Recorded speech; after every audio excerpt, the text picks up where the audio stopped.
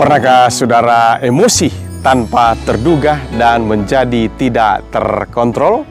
Over today terambil dari Amsal 22 ayat 24. Jangan berteman dengan orang yang lekas gusar. Jangan bergaul dengan seorang pemarah. Ya, kita masih dari ayat yang sama dengan kemarin. Amsal pasal 22 ayat 24 memang menekankan tentang persahabatan, namun bisa juga tentang emosi melalui frase anak kalimat lekas gusar dan kata pemarah. Saya yakin kita semua pernah marah atau emosi. Marah, emosi terkadang timbul tanpa kita duga-duga dan kadang tidak terkontrol luapannya, tergambar dari mulut yang pedas dan bahkan tangan atau kaki terkadang ikut menyertainya. Tentunya emosi berpengaruh negatif bagi si pelaku. Yang pertama, amarah hanyalah menunjukkan kebodohan. Amsal 14 ayat 17, siapa lekas naik darah berlaku bodoh, tetapi orang yang bijaksana bersabar. Sifat pemarah tidak disenangi oleh orang lain, tapi hati yang sabar dan bijaksana disenangi oleh orang banyak. Kemudian yang kedua, amarah tetap menguasai hati tanpa henti. Pengkhotbah 7 ayat 9, janganlah lekas-lekas marah dalam hati, karena amarah menetap dalam dada orang bodoh.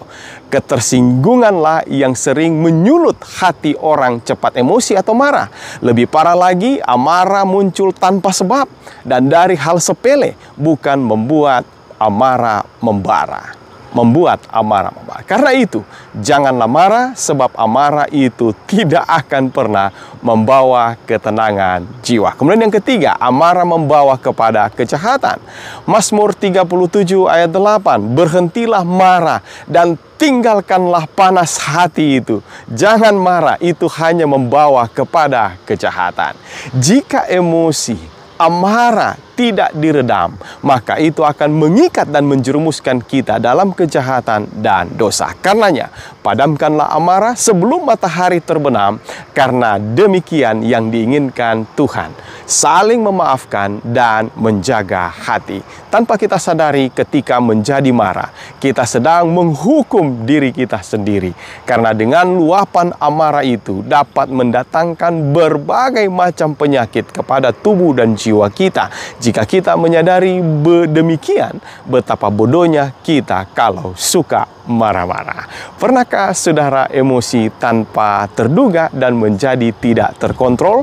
Firman Tuhan hari ini mengingatkan kita agar jangan marah. Harapan terbaik hari ini adalah Tuhan mengingatkan kita untuk jangan lekas emosi, lekas marah, sebab itu hanya menunjukkan kebodohan, itu akan tetap menguasai hati tanpa henti, itu justru membawa kepada kejahatan. Karena itu, jadilah pribadi yang menyenangkan Tuhan dan juga orang lain.